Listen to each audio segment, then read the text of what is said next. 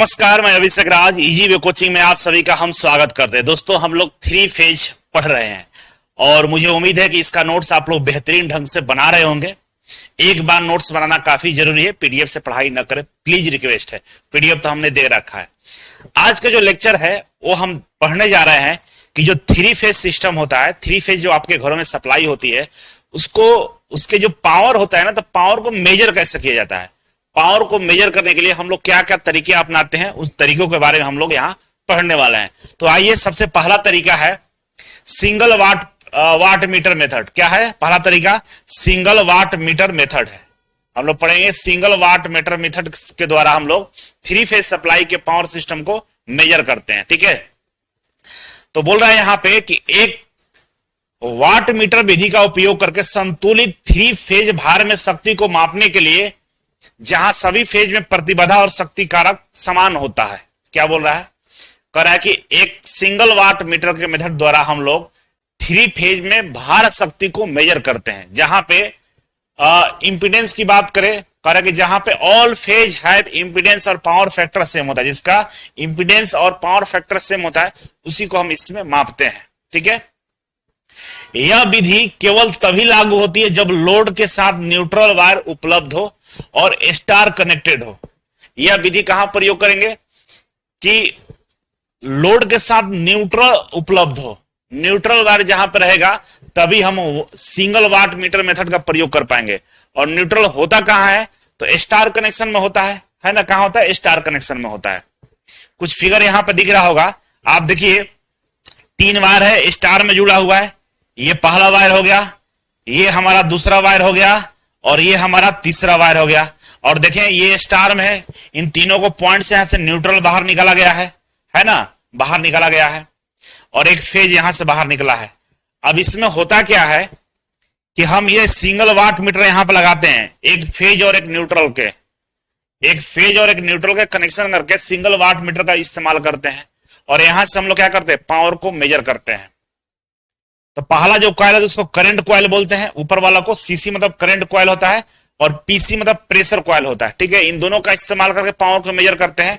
और जो भी पावर आपका सामने आता है, मान लीजिए पावर आया 3 वाट, ठीक है, 3 वाट पावर आया है, तो हमको मालूम है कि लोड सब में समान है, एक जैसा ही लोड है, तो तीनों का पावर कितना होगा? तो तीनों का पावर अगर हम मिलाएंगे तो 3 से मल्टीप्लाई कर देंगे 3 वाट में। ठीक है, तो हमारा जो पावर होगा वो तितली का 9 वाट हो जाएगा। कितना हो जाएगा? 9 वाट हो जाएगा। तो एक किसी सिंगल फेज से न्यूट्रल का कनेक्शन करके एक 1 वाट मीटर का इस्तेमाल करते हैं और पावर को निकालते हैं, और एक फेज का पावर निकल जाता है तो तीनों फेज में 3 से मल्टीप्लाई कर देते हैं, तो हमारा तीनों फेज का पावर मालूम चल जाता है। ठीक है, तो इस तरह से हम लोग क्या करते हैं? सिंगल वाट मीटर द्वारा पावर को मेजरमेंट करते हैं। तो आइए इसको समझते हैं। वर्किंग प्रिंसिपल क्या है? तो जो मैंने बोला हूं वही लिखा हुआ है। कह रहा है कि वर्किंग प्रिंसिपल में कि एक सिंगल वाट मीटर एक फेज में जुड़ा होता है और कुल 3 फेज शक्ति प्राप्त करने के लिए इसकी रीडिंग को 3 से गुना किया जाता है। सिंगल वाला में जुड़ा रहता है, इसका जो वैल्यू आया मान लीजिए 3 वाट आया है, तो तीनों का कितना होगा? तो क्या हो जाएगा? 3 वाट में 3 से मल्टीप्लाई कर दिए तो 9 वाट हो जाएगा हमारा, या 3 3 6 3 का 9, ऐसे गुना कर सकते हैं। इसके अलावा बोल रहा है कि यह एक संतुलित प्रणाली होता है, सभी 3 फेज समान शक्ति का उपयोग करते हैं, इसलिए सिंगल वाट मीटर काम करता है। अगर तीनों में समान शक्ति का उपयोग नहीं होगा, तीनों में सेम पावर का इस्तेमाल नहीं होगा, तो हमारा वाट मीटर का रीडिंग गलत हो जाएगा, क्योंकि हम तो किसी एक को मेजर करते हैं और 3 से मल्टीप्लाई कर लेते हैं। मान लीजिए इसमें 3 वाट है और इसमें 4 वाट हो गया, तब तो कहानी गड़बड़ हो जाएगी। या 2 वाट इधर, इसमें 2 वाट हो गया, अब तीनों को जोड़िए, 4 2 6 6 और 3 9, फिर भी 9 हो रहा है, लेकिन ये गड़बड़ हो जाएगा। मान लीजिए इसमें हो गया 5, तो 5 4 9 9 3 9 3 कितना होगा? 12 हो जाएगा, और आ रहा है 9 हमारा। तो अलग अलग पावर आएगा सर्किट में, तो हम मल्टीप्लाई करके निकालेंगे तो रीडिंग गलत हो जाएगा। इसलिए कहा जाता है कि तीनों में समान पावर हो, समान शक्ति पे काम करेगा, तभी हम सिंगल वाट मीटर का इस्तेमाल करके पावर को हम लोग फाइंड आउट कर सकते हैं। ठीक है, तो कह रहे कि वाट मीटर जो लगाते हैं या तो L1 के साथ, L2 के साथ या L3 के साथ, किसी एक फेज को पकड़ लेंगे और न्यूट्रल के साथ हम लोग क्या कर लेंगे? कनेक्शन कर देंगे। यहां पे देखेंगे तो अभी जो वाट मीटर लगा हुआ है इस वाले फेज में लगा हुआ है, इस वाले फेज में लगा हुआ, और एक न्यूट्रल वायर को पकड़ के लगा दिया है। तो किसी एक में पकड़ लें, इसमें पकड़ लीजिए, चाहे इसमें पकड़ लीजिए, चाहे इसमें पकड़ लीजिए, किसी एक में न्यूट्रल के साथ में कनेक्शन कर देंगे तो हमारा रीडिंग मालूम चल जाता है। टोटल शक्ति निकालना होता है तो जो रीडिंग आएगा उस रीडिंग में वाट मीटर की जो रीडिंग आएगा उसमें 3 से गुना कर देंगे तो हमारा टोटल पावर चल जाता है। क्या चल रहा है? मालूम चल जाता है। कह रहा है कि डेल्टा कनेक्शन में वाट मीटर एक लाइन और कृत्रिम ट्रस्ट के भी जुड़ा हुआ रहता है। कह रहा है कि मान लीजिए डेल्टा कनेक्शन होगा, डेल्टा कनेक्शन होगा, इसमें वाट मीटर लगा सकते हैं क्या? सिंगल वाला।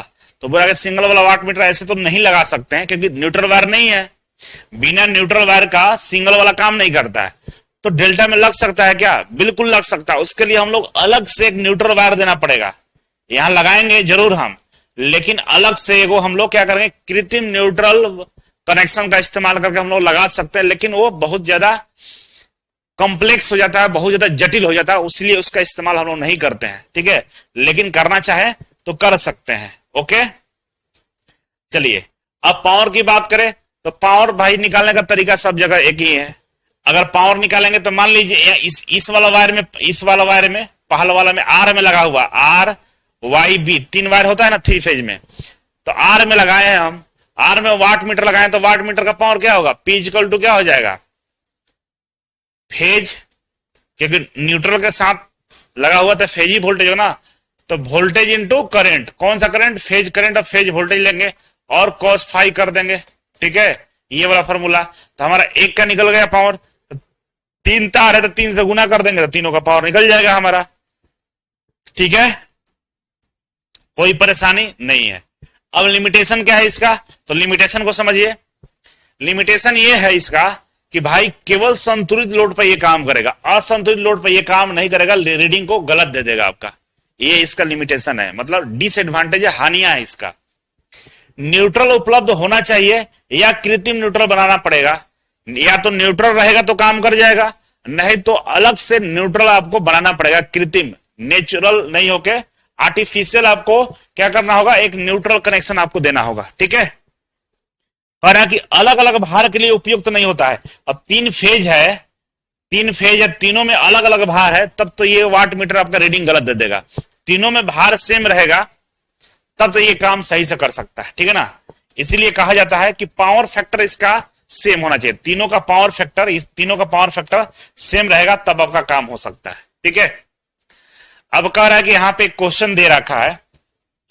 क्वेश्चन क्या दिया है भाई? तो समझिए, क्वेश्चन को बना दीजिएगा, बड़ा आसान क्वेश्चन है, भारी नहीं है, हम लॉजिकली आपको समझा देते हैं, बना लीजिएगा आप।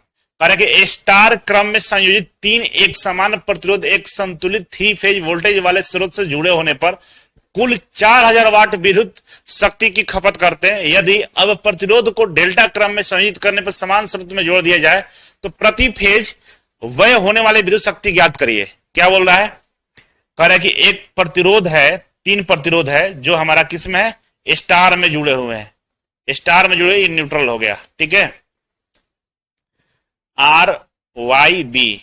कह रहा है कि इन तीनों का जो पावर होगा ना, पावर, वो हमारा तीनों का पावर 4000 वाट है। ठीक है, 4000 वाट है।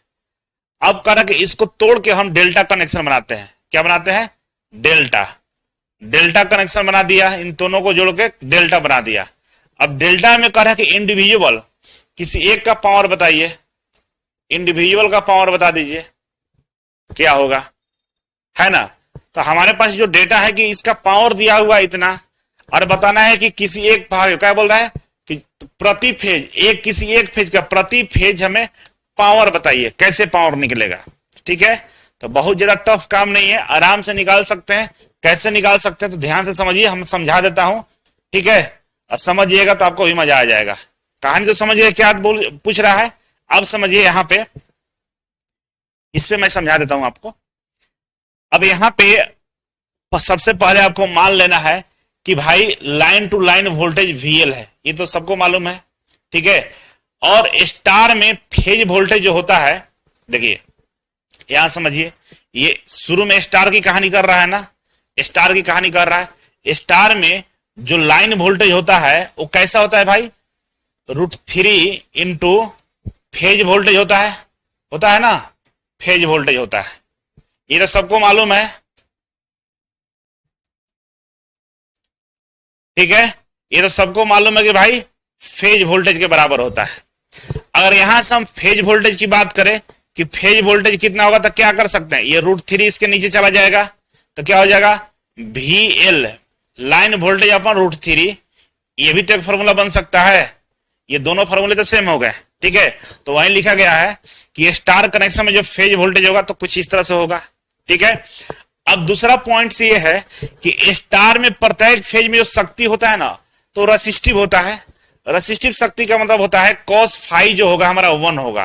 रेसिस्टिव में जो पावर फैक्टर होता है हमारा कितना होता है,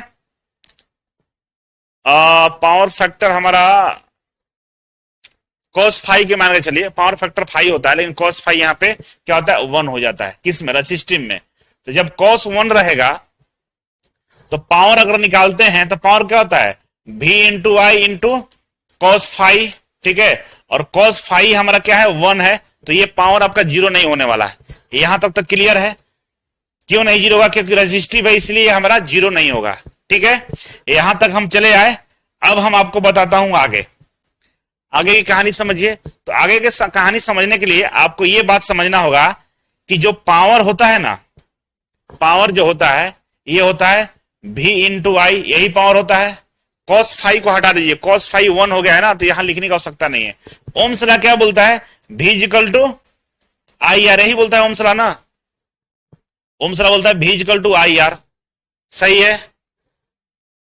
अगर हम बात करें यहां पे पावर के कंडीशन में हम बात करें कि जो आई है ना, आई के जगह पे हम लिख सकते हैं क्या, यहां से फॉर्मूला देखिए, आई इक्वल टू क्या हो जाएगा V बाई आर हो जाएगा, यहां से हो जाएगा ना, ये ओम्स लॉ है, इसके according I equal to V by R हो जाएगा।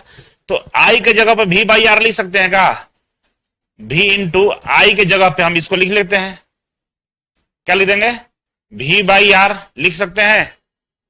आप जरा देखिए, जब ये लिख दिए तो क्या हो जाएगा, ये equal to V square R हो जाएगा क्या, ये दोनों भी गुना हो तो क्या हो जाएगा V स्क्वायर बाई आर हो जाएगा ना। तो पावर इक्वल टू ये भी हम लिख सकते हैं कि भाई V स्क्वायर आर, ठीक है। फेज का पावर लिखेंगे तो क्या हो जाएगा, यहां पर फेज का पावर, तो हमारा वोल्टेज भी फेज का हो जाएगा, बिल्कुल हो जाएगा। वही लिखा हुआ यहां पे समझ लीजिए कि हम लोग फेज का जो हमारा स्टार कनेक्शन है, स्टार कनेक्शन का पावर हम यहां पर निकाल रहे हैं। तो स्टार कनेक्शन पावर क्या हो जाएगा, इस फॉर्मूला को ध्यान में रखिए, क्या हो जाएगा, ये हो जाएगा ना, यही तो लिखा हुआ है, यहां पे लिखा हुआ है, सही है, कोई समस्या वाले विषय नहीं है। अब आपको मैं याद दिलाता हूं कि जो V होता है ना, V जो होता है फेज वाला जो V होता है वो होता है हमारा VL अपन √3, होता है कि नहीं होता है। तो V स्क्वायर फेज की जगह पे VL अपन √3 के स्क्वायर कर सकते हैं क्या, भाई यहां पे स्क्वायर है, ये पूरा क्या हो गया V हो गया, इसके ऊपर स्क्वायर कर दिए, क्या दिक्कत नहीं है, कोई दिक्कत नहीं है। और R कार नीचे हो गया हमारा। अब स्क्वायर करेंगे तो क्या होगा भाई, यहां पे समझा देता हूं, इसको मैं यहां लिख रहा हूं, ठीक है, देखिए ध्यान से और डिटेल्स में समझ लीजिए। तो ये V स्क्वायर, चलो यहां पे लिख देता हूं, यहां पे जगह है, ठीक है, इसको तो समझ गए आप लोग, यहां तक पहुंचा दिया हूं आपको, ये वाला समझ लीजिए, ठीक है। अब यहां पे कहानी क्या है कि भाई V जो है ना, V के जगह पे ये वाला जो फेज है V, इसके जगह पे ये लिखेंगे, तो लिख सकते हैं क्या VL बाई √3 का स्क्वायर अपन R लिख सकते हैं, कोई समस्या नहीं है। अब स्क्वायर है दोनों पे, तो इसको सिंप्लीफाई करेंगे तो VL के क्या हो जाएगा, हमारा स्क्वायर हो जाएगा, और √3 के जब स्क्वायर करेंगे तो हमारा √3 हो जाएगा। √3 का स्क्वायर क्या होता है हमारा, ये 3 हो जाता है, तो 3 हो गया बटा में R। इसको अगर हम सिंप्लीफाई करेंगे तो कुछ ऐसे लिख सकते हैं VL स्क्वायर अपन, ये R यहां आ जाएगा, ये एक ऊपर चला गया तो 3R लिख सकते हैं क्या, इस तरह से लिखा जाता है, मैथमेटिक्स में ऐसा लिखा जाता है। तो यहां पर हम लिख दीजिए, देखिए बहुत सारे बच्चों को समझ में आ रहा होगा, जिनको नहीं आता उनके लिए मैं बता रहा हूं, ठीक है। इस वाला टर्म को सोल्व करें तो कुछ इस तरह से आएगा, और ध्यान से देखिए यही तो है ये, ठीक है, यहां तक पहुंच गए। तो हम एक्चुअली कर क्या रहे थे, स्टार कनेक्शन का पावर लिख रहे थे, क्या लिख रहे थे, पावर। तो स्टार कनेक्शन का हम पावर लिखे तो हमारे पास आया VL स्क्वायर बटा 3R, है ना। स्टार कनेक्शन का जो पावर हमने निकाला, स्टार कनेक्शन का पावर हमने निकाला तो आया हमारा VL²/3R आया। और एक फेज का यार ध्यान रखिएगा, तीनों फेज का निकालना हो तो 3 से मल्टीप्लाई कर देंगे, इसमें 3 से मल्टीप्लाई कर देंगे और 3 से मल्टीप्लाई करेगा तो नीचे वाला ये 3 कट जाएगा, तो क्या बचेगा VL²/R ये बचेगा। तो थ्री फेज के स्टार कनेक्शन का पावर हम बताएं, कह रहा है कि थ्री फेज के स्टार कनेक्शन का हम पावर की बात करें तो ये हमारा जो पावर होता है वो होता है VL²/R होता है, यही तो होता है।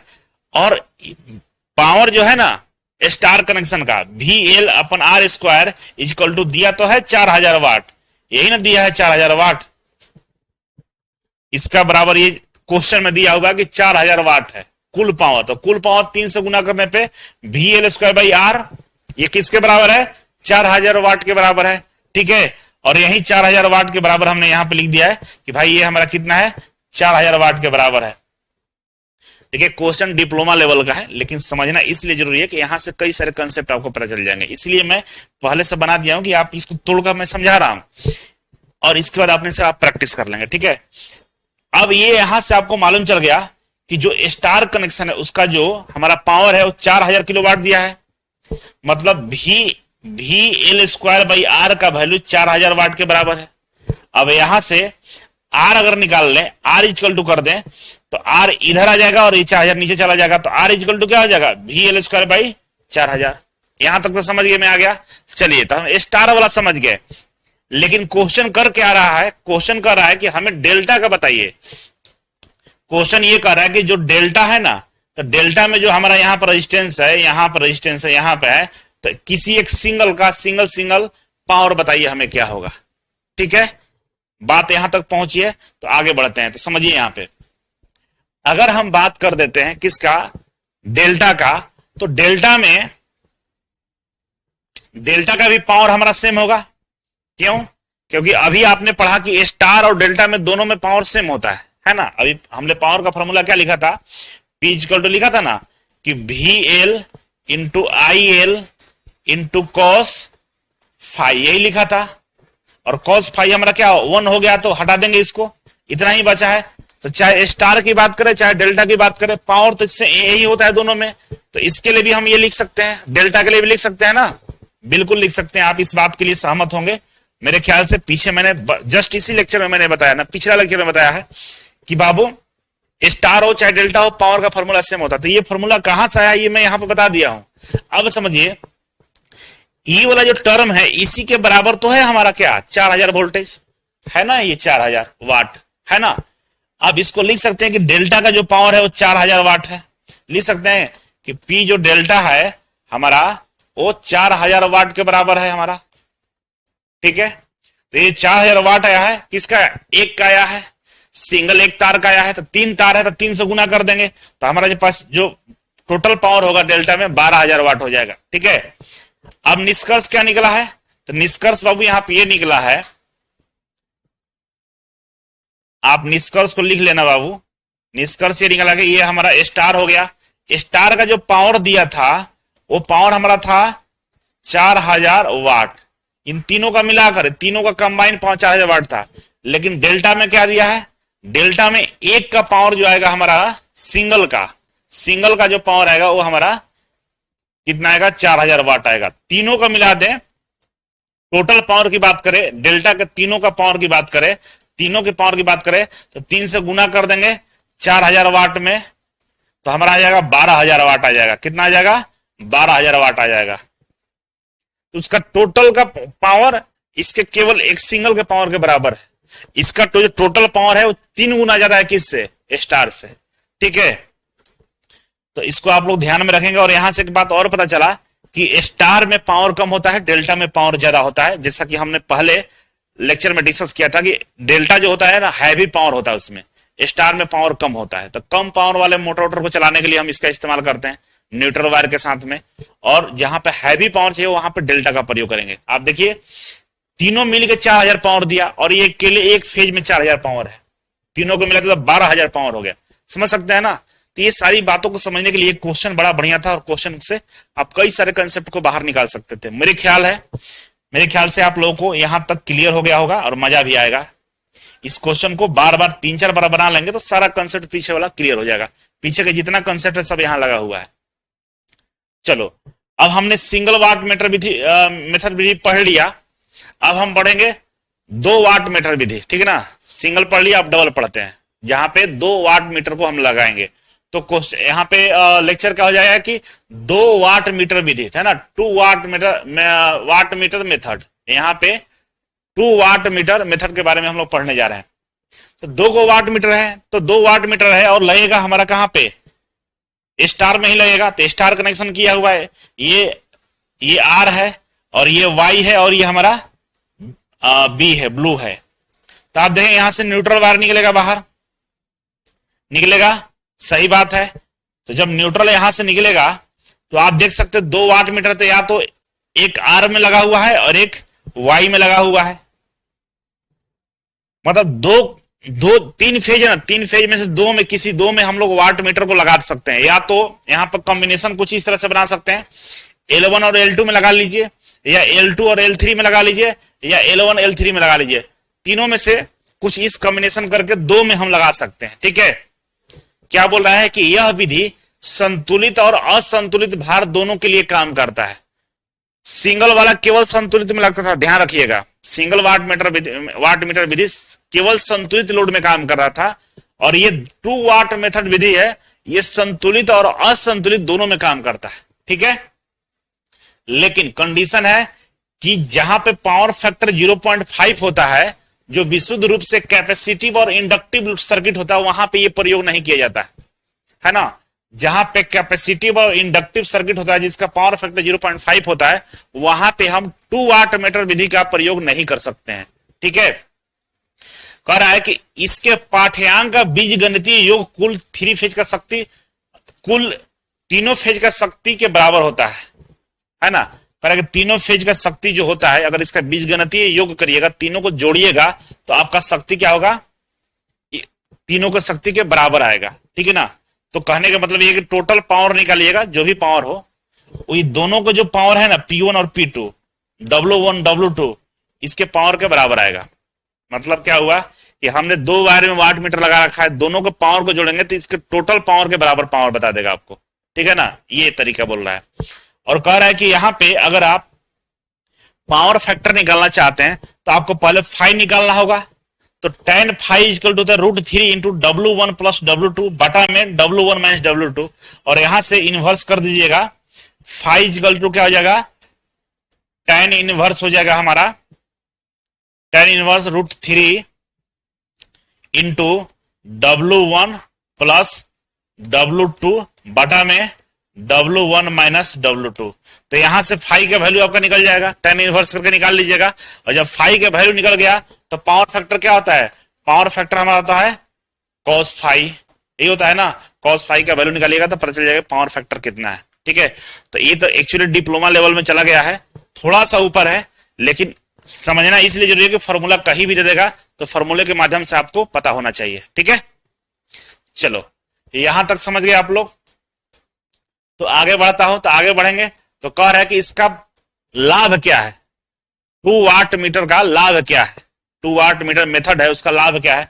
तो पहला लाभ यह है कि भाई संतुलित और असंतुलित दोनों भार के लिए काम करता है, बस केवल पावर फैक्टर 0.5 को छोड़कर, ठीक है। कोई न्यूट्रल कनेक्शन की आवश्यकता नहीं होती है इसमें, किसी तरह का कोई न्यूट्रल का कनेक्शन की आवश्यकता नहीं होता। आप यहां पे देखेंगे तो यहां पे किसी तरह कोई न्यूट्रल कनेक्शन नहीं है। मैं पीछे अगर बोला हूं तो आप सुधार लीजिएगा, मैं बोला वैसे नहीं हूं, सुधार लीजिएगा। यहां पे किसी तरह का न्यूट्रल का कनेक्शन नहीं किया हुआ। देखिए इसमें जो कनेक्शन किया गया है, इस वाला तार है, ये कौन सा तार है, वाई है ना, ये बी है, और ये आर है, और ये हमारा वाई है। तो आर और बी जोड़कर ये वाट मीटर लगा हुआ है, और वाई और बी जोड़कर ये वाट मीटर लगा हुआ है ना। तो तीनों तार दोनों को मिलाकर इन्वॉल्व हो गए हैं, तो इसलिए यहां पे न्यूट्रल वायर का आवश्यकता हमें नहीं पड़ता है, ये इसका एक एडवांटेज है, ठीक है।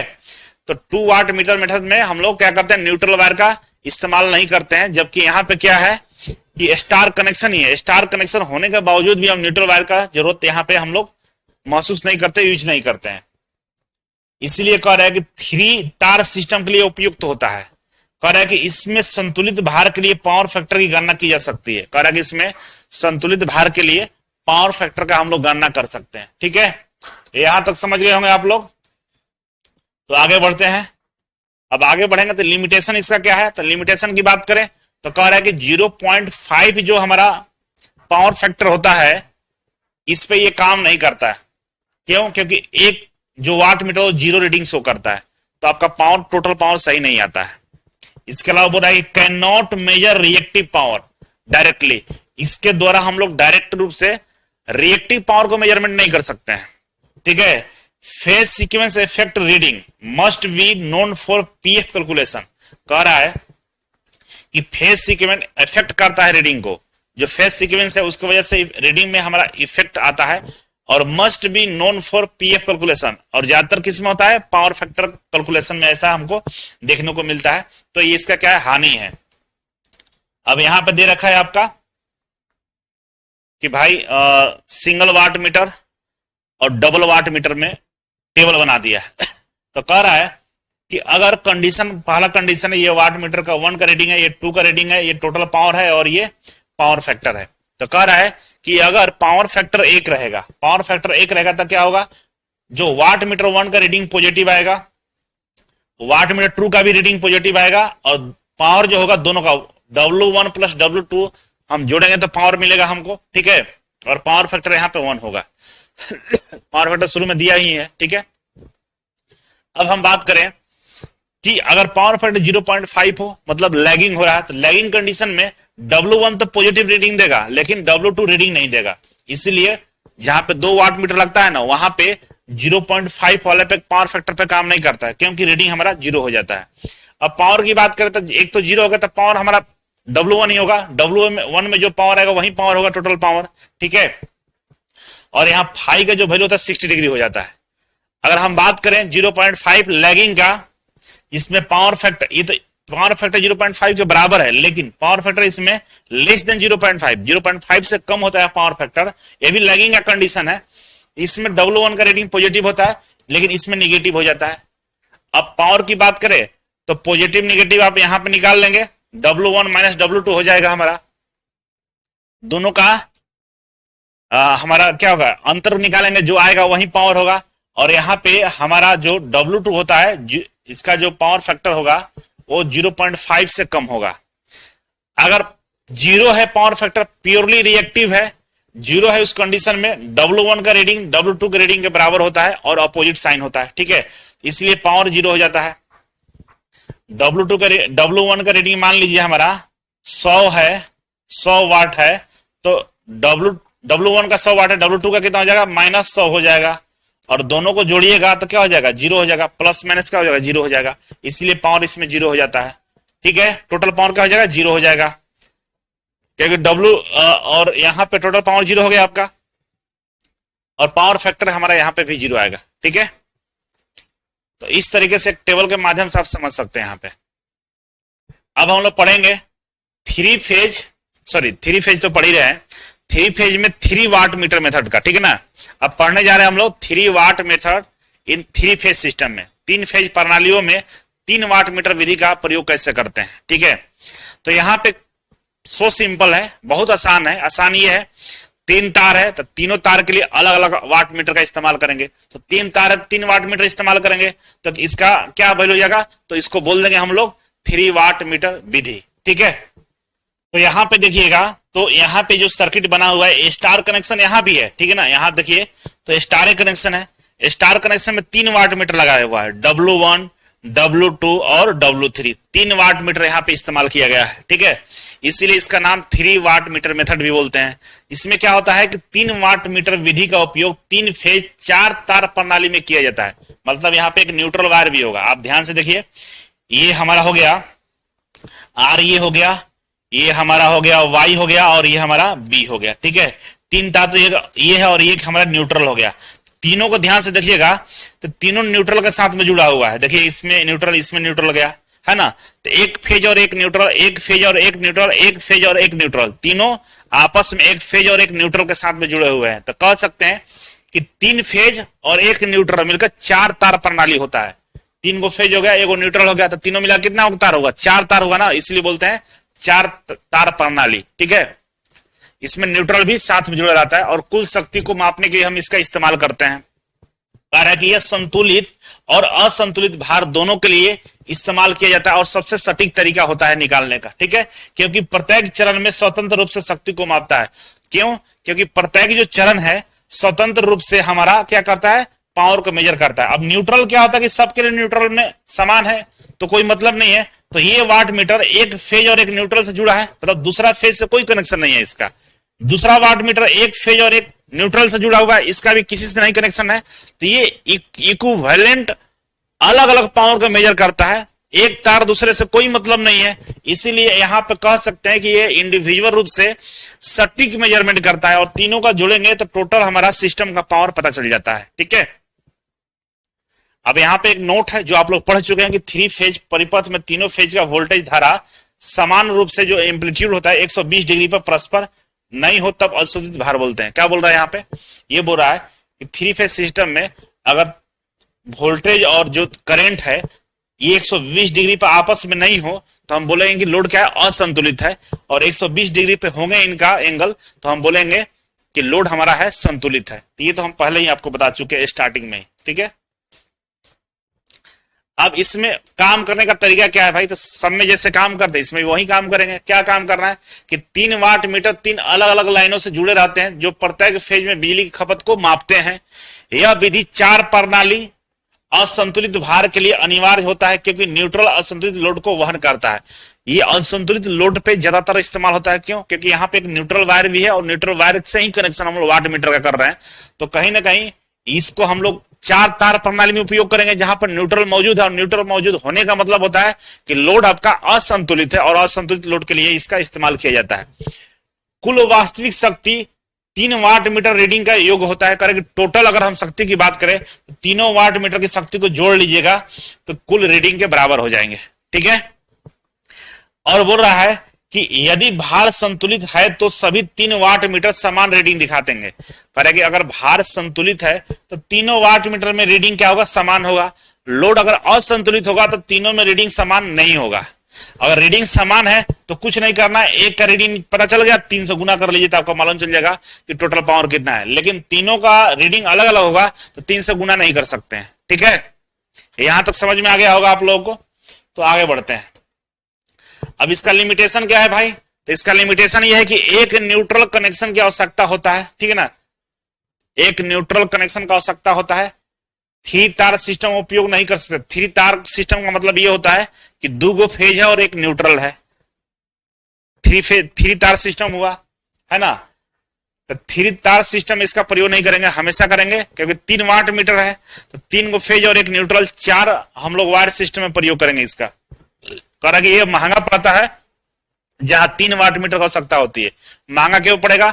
जहां पे 1 वाट मीटर लगाते तो वहां पर 3 वाट मीटर लगाना पड़ेगा।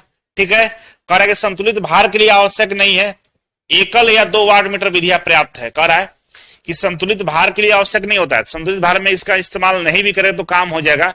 हम लोग केवल सिंगल वाट मीटर या 2 वाट मीटर हम लोग निकाल सकते हैं। अगर लोड संतुलित है तो 3 वाट मीटर लगाने की आवश्यकता नहीं है, सिंगल वाला या 2 वाला लगाकर हम लोग भार को मालूम कर सकते हैं। ठीक है, ऐसा बताया जा रहा है। तो इसका ये लिमिटेशन है, ये हानि है इसका। ठीक है, अब यहां पे दिया है तीनों का कंपेयर कर दिया है, single watt meter, 2 watt meter और 3 वाट मीटर। यहां पे दिया है नंबर ऑफ वाट मीटर कितना है, तो सिंगल वाला में 1 वाट मीटर होगा। करेक्ट, अनबैलेंस पे काम करता है? नहीं करता। अनबैलेंस पे सिंगल वाला वर्क फॉर अनबैलेंस लोड नहीं करेगा। Single watt meter unbalance load पर नहीं करेगा, असंतुलित लोड पे काम नहीं करेगा। न्यूट्रल रिक्वायर्ड होता है? बिल्कुल रिक्वायर्ड होता है। सिंगल वाला में न्यूट्रल चाहिए होता है। करेंगे मेजर पावर फैक्टर मेजर करता है तो नहीं करता है। 2 वाट मीटर की बात करें तो 2 वाट मीटर लगा रहता है। अनबैलेंस में काम करता है? बिल्कुल करता है। अनबैलेंस में नहीं करता है, यहाँ पे न्यूट्रल होता भी नहीं है। न्यूट्रल रिक्वायर्ड होता है? बिल्कुल नहीं होता है। और कह रहा है कि पावर फैक्टर का मेजरमेंट करता है तो बिल्कुल करता है। बैलेंस कंडीशन में पावर फैक्टर का मेजरमेंट करता है। ठीक है, 3 वाट मीटर की बात करें तो 3 वाट मीटर होता है। ये अनबैलेंस में काम करता है, बिल्कुल करता है। न्यूट्रल वायर होता है, बिल्कुल होता है। और इसमें पावर फैक्टर मेजरमेंट होता है, तो बिल्कुल मेजरमेंट होता है। तो ये तीनों का एक टेबल में आपका संग्रह दे दिया है, इसको ध्यान में रखेंगे आप लोग, ठीक है। अब इसके बाद आता है हमारा यहां पे कह रहा है कि effect of load power factor on watt meter reading. क्या बोल रहा है? Effect of load power factor on watt meter reading. तो बाबू यहां पे दिया है कॉस का वैल्यू। कॉस का वैल्यू दिया है 0 डिग्री पर 1 होता है, 60 डिग्री पर 0.5 होता है, और मोर देन 60 डिग्री पे लेस देन 0.5 होता है, ठीक है। 90 डिग्री पर 0 हो जाता है हमारा, ठीक है। तो वाट मीटर 2 और वाट मीटर 1 है। तो 2 की बात करें तो 0 डिग्री पर पॉजिटिव आएगा, 60 डिग्री पर पॉजिटिव आएगा, और 60 डिग्री से ज्यादा पर भी पॉजिटिव आएगा, 90 डिग्री पर भी पॉजिटिव आएगा। ये सब क्या है? रीडिंग है, मतलब एंगल, किस एंगल पर कितना आपका पावर फैक्टर। कॉस फाई क्या है? पावर फैक्टर है। ये पावर फैक्टर सब में पॉजिटिव आएगा 2 का। वही 1 की बात करें तो 0 डिग्री पर पॉजिटिव होगा, लेकिन 60 डिग्री पर ये 0 हो जाता है, ठीक है। और मोर देन 60 डिग्री पे 60 डिग्री से ज्यादा होगा, वहां भी ये निगेटिव हो जाता है हमारा पावर फैक्टर, ठीक है। तो कुल मिलाकर 90 डिग्री पे भी हमारा निगेटिव होता है। तो कुल मिलाकर W1 जो वाट मीटर होता है केवल 0 डिग्री पे पॉजिटिव होता है, बाकी जगह हमारा क्या होता है? या तो 0 होता है, नहीं तो निगेटिव हो जाता है। तो कंक्लूजन की बात करें तो 0 डिग्री पे दोनों को एक साथ देखेंगे तो दोनों पॉजिटिव है, तो W1 और W2 बराबर होता है इसमें, मतलब ये दोनों आपस में बराबर हो जाते हैं। कहां पे? 0 डिग्री पे। 60 डिग्री की बात करें तो 60 डिग्री में देखिए एक पॉजिटिव एक 0 है, तो W1 0 हो जाता है। तो टोटल पावर की बात करें तो एक तो खत्म ही हो गया, 0 हो गया, तो टोटल पावर क्या होगा? W2 के बराबर होगा, ठीक है ना। कितने के बराबर होगा? W2 के बराबर होगा। 60 डिग्री पर हम देखें तो 60 डिग्री पर क्या होता है कि W2 पॉजिटिव है और W1 निगेटिव है। तो यहां पर टोटल पावर की बात करें तो W1 माइनस W2 हो जाएगा ना, बिल्कुल हो जाएगा। और 90 डिग्री की बात करें तो 90 डिग्री पे भी पॉजिटिव निगेटिव है, तो यहां भी पॉजिटिव है और निगेटिव है, तो टोटल पावर यहां पे 0 हो जाता है। अब 0 कैसे हो रहा है तो समझिए, यहां पे ये एक दूसरे के ऑपोजिट होते हैं, ठीक है ना। 90 डिग्री पे एक दूसरे के ऑपोजिट है, लेकिन निगेटिव साइन के साथ में होते हैं, इसलिए यहां पे टोटल पावर 0 हो जाता है। ये मान लीजिए प्लस 100 है, ये 100 वाट है, ये यहां माइनस 100 वाट है, ठीक है। तो दोनों को जोड़िएगा पावर तो क्या होगा? टोटल पावर 0 हो जाता है, ठीक है। इस कंडीशन में क्या होता है, यहां भी पॉजिटिव निगेटिव है, लेकिन पॉजिटिव निगेटिव में वैल्यू अलग अलग होता है, दोनों का वैल्यू सेम नहीं होगा, अलग अलग वैल्यू होता है। तो यहां पर पावर का कुछ वैल्यू आएगा आपका, ठीक है। तो इस तरह से एक कंक्लूजन चार्ट है, आप एक बार इसको भी ध्यान में रखेंगे आप लोग, ठीक है।